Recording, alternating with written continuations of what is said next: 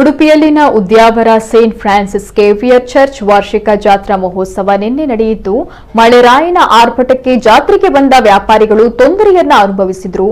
ಗುಡುಗು ಸಹಿತ ಮಳೆ ಜೋರಾಗಿ ಬರ್ತಿತ್ತು. ಆದರೂ ಕೆಲವು ಭಕ್ತರು ದೇವರ ಮೇಲಿನ ಭಯ ಭಕ್ತಿಯಿಂದ ಇನ್ನೂ ಕೂಡ ಉತ್ಸವದಲ್ಲಿ ಭಾಗಿಯಾದರು.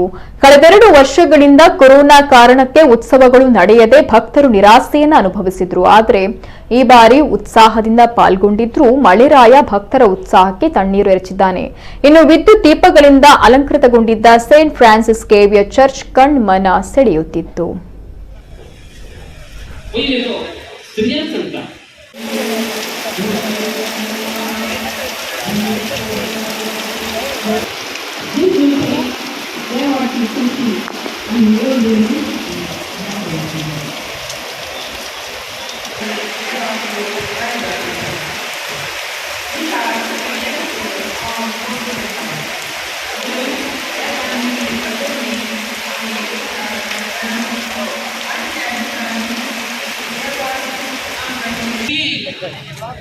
खुला चर्चिने म्हणजे अपवाद असले ही स्त्री